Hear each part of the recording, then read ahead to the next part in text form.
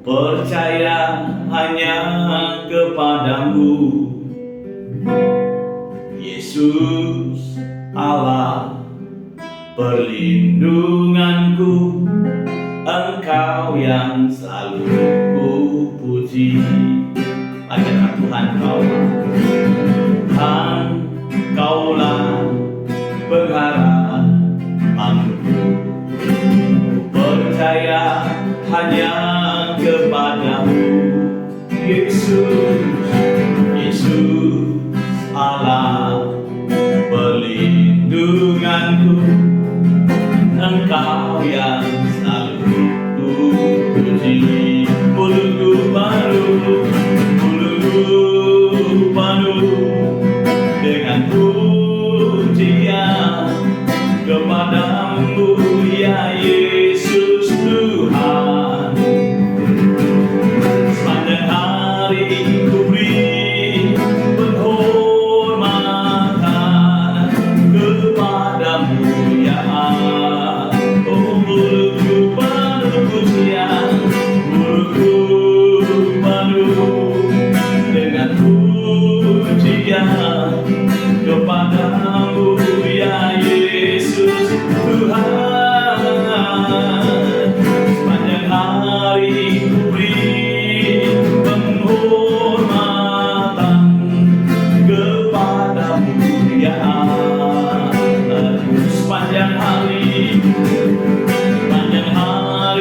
ku beri penghormatan kepadamu, ya Allah. Mari saya katakan, sepanjang hari ku beri penghormatan kepadamu, ya Allahku.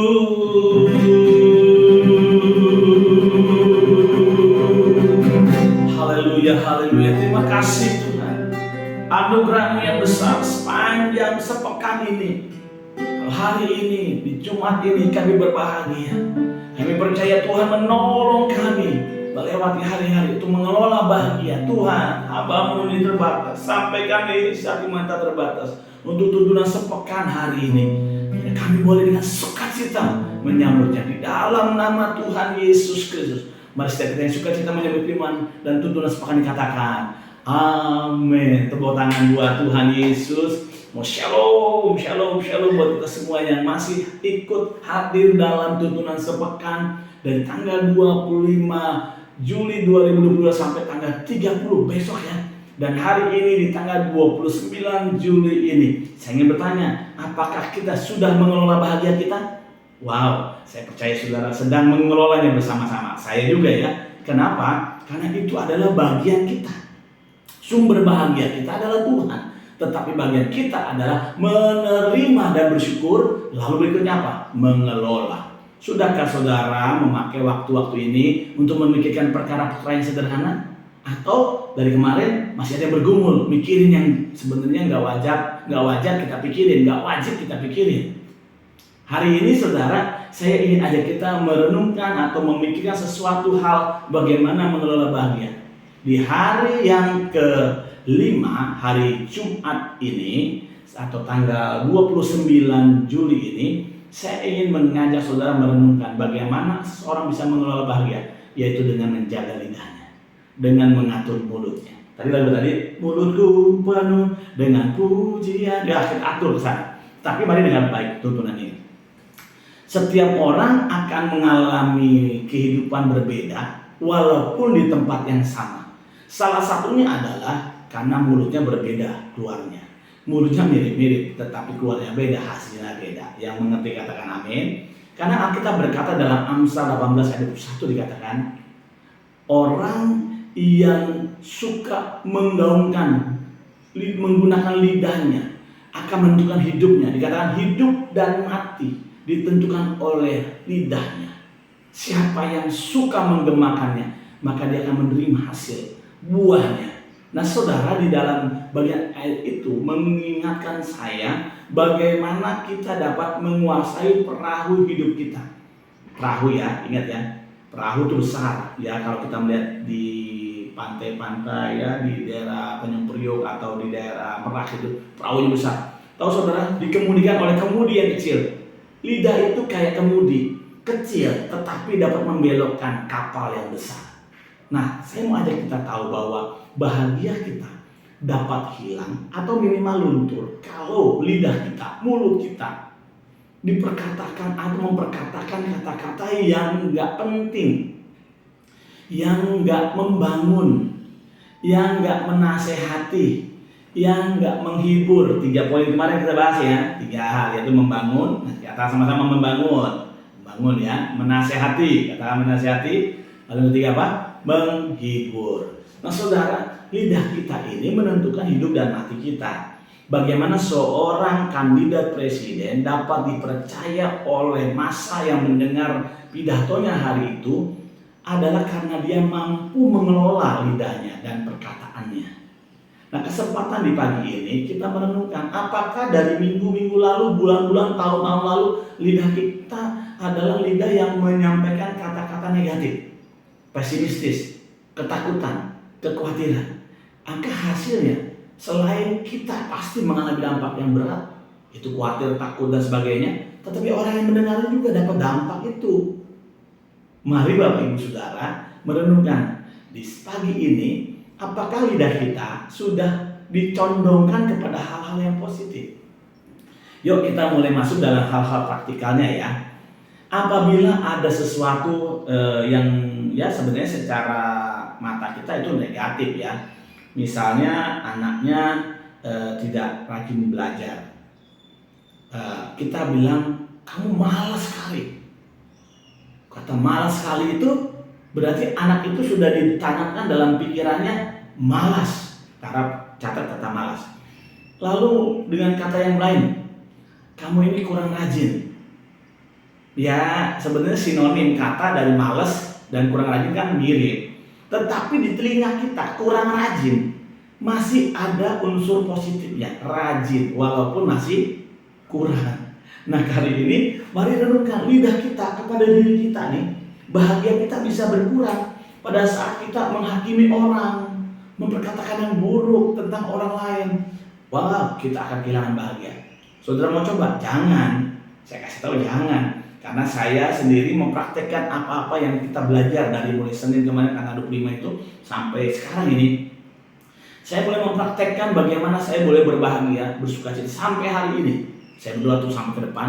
Saya nggak punya rasa beban dengan siapapun karena selalu di depan, di belakang saya mau bicara yang positif tentang orang itu. Kalaupun ada yang negatif tentang seseorang, saya biasanya deketin dia. Kalau mungkin kita ngomong, kita nasihatin. Kalau kelihatannya bahkan jadi ribut, jadi pertengkaran, saya hindarin. Minimal kita doain. Setuju dengan saya, katakan amin. Karena itu maka kita disebut anak-anak Allah. Kata di Alkitab dalam Matius 5 dikatakan berbahagialah mereka yang membawa damai. Kita nggak mau bikin ribut. Karena dia disebut apa? Anak-anak Allah. Nah, saya mau ajak kita semua bahwa dengan lidah yang kecil yang Tuhan percayakan, kita dapat menentukan bahagia kita makin besar atau segini-gini aja, bahkan atau semakin kecil. Bahkan di dalam satu penelitian ya di psikologi, penelitian psikologi mengatakan ada ini sebenarnya psikologi tapi kepada makhluk hidup, tumbuhan, hewan dan sebagainya. Nah, seorang masih ingat sekali tapi saya lupa itu tahun berapa penelitiannya. Tapi seorang dokter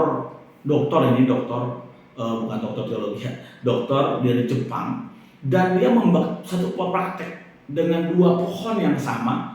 Maksudnya bibit pohon yang sama atau tunas pohon yang sama, anak pohon yang sama, yang bisa pohon apa anggur lah atau pohon apalah, sama-sama satu umurnya.